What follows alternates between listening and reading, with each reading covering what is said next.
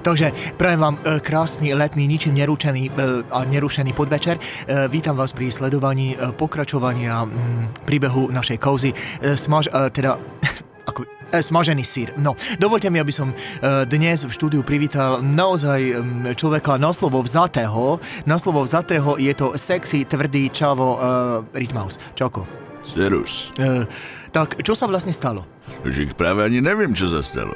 Dobre, pomeň na to takto. Zrušil ti rubriku na Lokal TV. Prečo, za čo a na čo? No ja vôbec nechápem, že čo sa stalo. Minulý pátek mi volajú, že starý, zrušili ti rubriku, že nemôžeš ale robiť za pár Rytmausa. Čo sa stalo? A čo? No a že vraj som niekoho nasral. Neviem vôbec koho, že ja som ani to meno nepočul. A teraz akože čo, prišiel si o peniaze, o lásku, o kšefty, o prachy, o fanúšikov, o faninky, o koho? Čak, mal som normálne ešte dohodnuté, robotu na celé leto, som si chcel kúpiť nové Bentley a nemôžem si teraz nič kúpiť, lebo nemôžem robiť s p***kom. Prečo si to vypípal, kurva do piče? Tak to, že hreším, nepípate, ale pičoviny pípate? To je sen. My nemôžeme používať tieto slova, typu napríklad ten opak studeného je, vieš čo? No, zas ma vypípali a kurva ja už na to jebem do piče. Rozumieš, ale tam je aj ten akože, napríklad nemôžeš používať také slovo ako ten rodinný člen z tej rodiny Adamsovcom, jak sa on volal, vieš, ten ale do piče, nebudete ma furt. Aj minule som došiel do nejakej reštaurácie, že poprosím vás jeden a takisto ma vypípali, jak teraz, do piče. A tak si mal povedať smažený sír alebo vypražaný sír. Chutí ti. No, chutí mi najviac a chutí aj môjmu speváčikovi.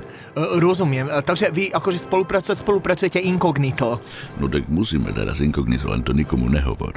Dobre, to je krása. A dávate nejaké spoločné akože vercajgy, teda koncerty?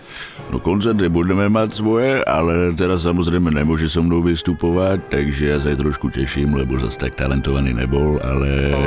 Po domácich žúroch? Po domácich žúroch ja nechodím moc, ale viem, že on teraz berá aj takéto kšefty, aj narodeninové párty. Rozumiem, on vlastne odstrkáva sneh, že? No, odhrňa. To som mohol povedať. No je to komplikované, tak ma teraz zadrbali, že ja už ani neviem, čo mám hovoriť a čo nemám. Normálne, že radšej nebudem hovoriť. Počúvaj, a v tejto dvojice vašej, ktorá funguje, či nefunguje, alebo ako funguje, neviem, ale kto píše vlastne tie hity? No, hity píšem ja, samozrejme. Rozumiem, a ty si ten hitmeister? Jak sa to povie? No ja som hitmakeris. Čo by si povedal vlastne divákom na záver? Akože nefúkaj mi tu, vzduch do kuchny. A toto som tiež nemal do piče. Aj toto je vypípané. Povedal by som im na záver, že talent nezastavíš. Talent nezastavíš. Toto bol naozaj záverečný motív nášho Rytmausa. O ďalších motívoch jeho počinoch sa dozviete naozaj o týždeň, takže sledujte nás. Čauko.